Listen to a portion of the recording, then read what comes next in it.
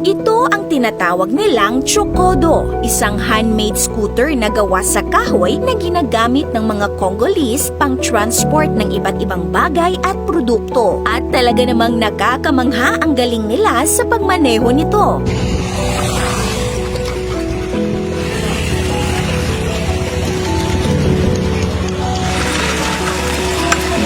Hindi ito gawang pabrika, kundi gawa sa kamay ng mga taong madiskarte. Maging ang gulong nito ay mano-manong ginawa gamit lamang ang itak. Ito'y pagpapakita ng kasipagan, katatagan at ingenuity ng mga mamamayan ng Congo. At kailangang matibay ang pagkakagawa upang kayanin nitong dalhin ang anumang mabibigat na karga o mga kalakal. At kung magaling ang nagmamaneho, kaya itong patakbuhin sa bilis na 30 kilometers per hour.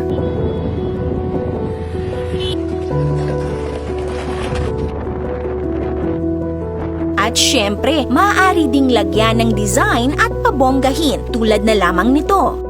Kadalasang gumagamit ng truck sa pagdadala ng mabibigat na kagamitan, pero dito sa eastern part ng Democratic Republic of Congo o DRC, mayroong transportasyon na sa kabila ng simpleng anyo ay nagsisilbing katuwang sa mabibigat na gawain. Isang praktikal na solusyon sa matitigas at mabatong daan ng rehiyon. Ito ang Chocodo, isang two-wheeled handmade vehicle na gawa sa kahoy at kilala sa pagdadala ng mabibigat na kagamitan. Mayroon itong angular frame, dalawang gulong na gawa sa kahoy na binalutan ng goma, handlebars at pad kung saan inilalagay ang tuhod ng operator habang itinutulak ang sasakyan gamit ang isang paa. Ito naman ang nagsisilbing brake ng Chocodo. Ideal itong gamitin sa patag at palusong na kalsada, ngunit kung uphill naman o paakyat ay kailangan talagang mag-exert ng effort upang itulak ito pataas. Kaya ideal na walang mabigat na karga kapag uphill ang daan. Ang diskarte nila kapag uphill ay magpapahila sa motorsiklo o sasakyan. Sa paggawa nito, una, pagputol at pag-ukit ng mga kahoy gamit ang itak, martilyo at pako. Huhubugin ang pangunahing balangkas ng Chocodo, kabilang ang frame at mga gulong. Pangalawa, pagkakabit ng mga gulong at babalutan ng lumang goma mula sa mga sirang gulong. At panghuli, ang paghubog at pag-install ng manibela at pad. Ang buong proseso nito ay maaaring tumagal ng 1 hanggang 3 araw. Ang pinakakaraniwang laki ay nasa 6.5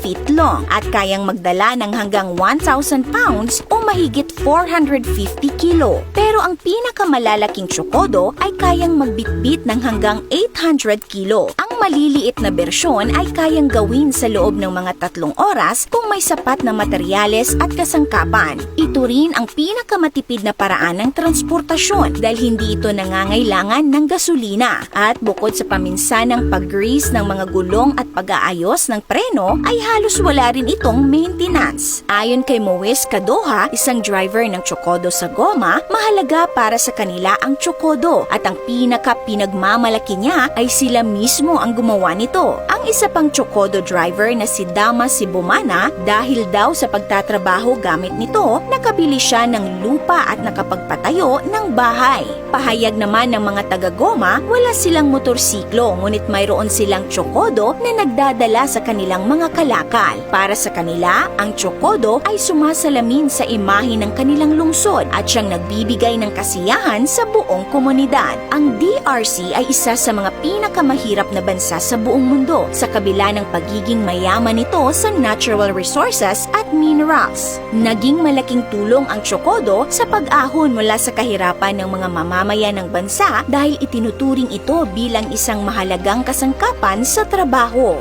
Ayon sa Association de Chocodiers de Goma, malaki ang ambag nito sa pagpapatibay ng mahina at delikadong ekonomiya ng rehiyon. At dahil matitibay ang pagkakagawa ng Chocodo, epektibo pa rin itong gamitin sa mga kalsada ng goma na natakpan ng tumigas na lava mula sa pagsabog ng mga kalapit na bulkan. Kaya bilang pagkilala sa kahalagahan nito, itinayo ang isang monumento ng Chocodo sa downtown Goma na simbolo ng pagtsatsaga, kasipagan at katatagan ng mga residente. Pero teka, mayroon din tayo niyan. Sa Banawe, Ifugao, mayroon tayong wooden scooter. Ginagamit din ito sa pagbubuhat at pagdadala ng mabibigat na kagamitan. at ibinibida tuwing fiesta o cultural events tulad ng Imbaya Festival. Tiyak na mamamangha ka rito dahil sa handicrafts nito. Sa panahong dominado ng mga makabagong sasakyan, patuloy pa ring nabubuhay at nakasasabay sa modernong panahon ang Tsukodo. Patunay ng pagiging versatile at matibay nito sa kabila ng mga pagbabago ng mundo. Ikaw ka-awesome, susubukan mo bang sumakay ng wooden scooter?